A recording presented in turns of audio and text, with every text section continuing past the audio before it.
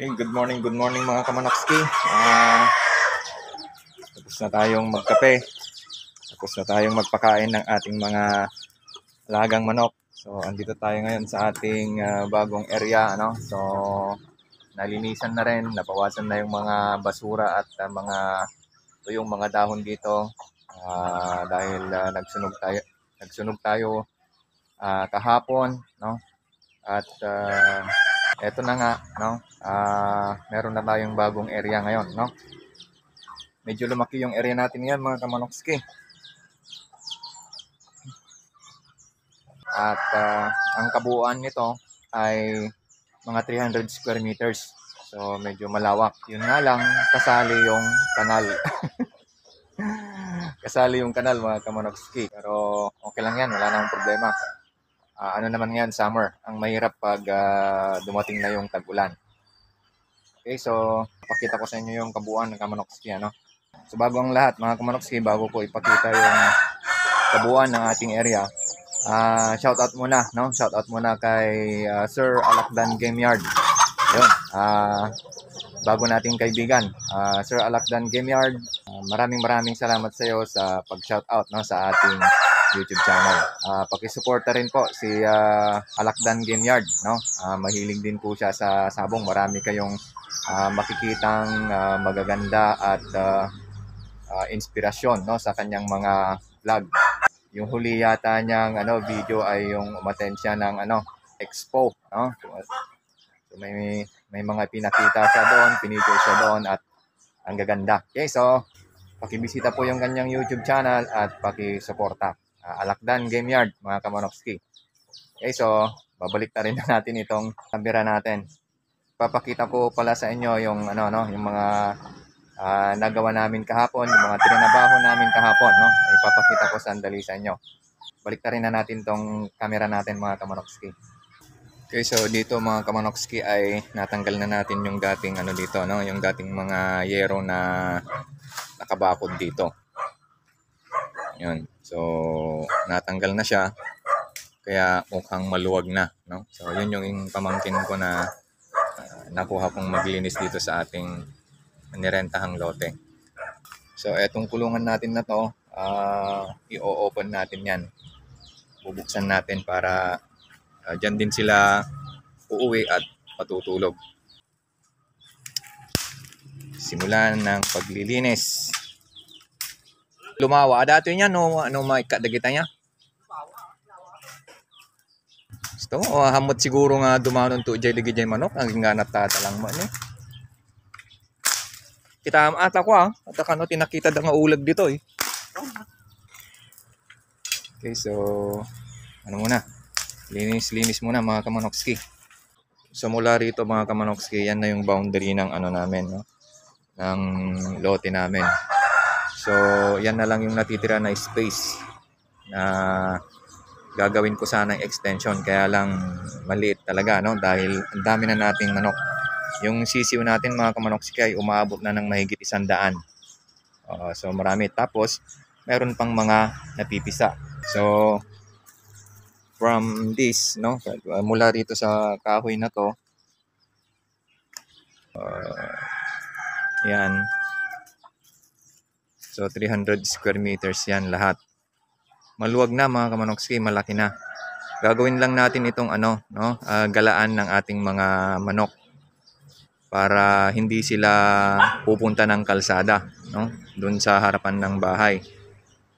Marami nang nasagasaan na alaga natin, ano. So ito yung area mga kamanokski. Okay, so kung andyan na yung iba nating mga manok. Yung 300 square meters kasali na tong kanal mga kamanokski, ano. Medyo malaki rin itong kanal kasi. So yan, medyo lumuwag yung tingin dahil natanggal lahat yung mga basura, natanggal yung mga tuyong dahon, yung mga kahoy. Ayan yung mga kahoy, mga sanga. Ito pa yung mga dahon ng saging. So yan. Ewan ko kung ito yung isang dumadali ng sisiw. Nadali yung mga ibang sisiw natin. So maluwag mga kamanokski. Ito yung mga trinabaho ko kahapon, no? Kaya lang mag-isa ko. Yun. So, malawak mga kamanokski.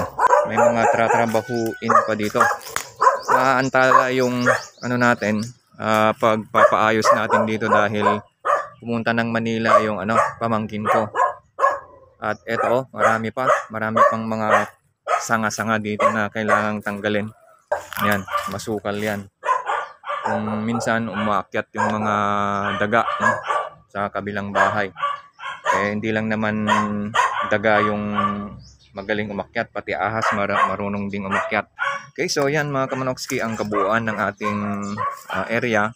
So hopefully mapapaayos natin kaagad, no? Lalo na yung bakod doon. Nang sa ganun ay wala na tayong masyadong iisipin kahit umalis man tayo sa bahay. Hindi na tayo nababahala, no? Kahit may pupuntahan tayo.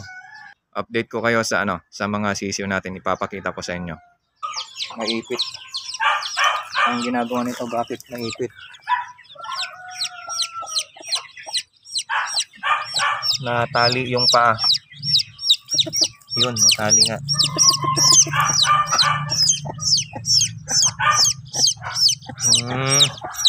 Kaya pala yung kuko niya maraming maraming dumi, maraming putik na kumapit kaya sumabit.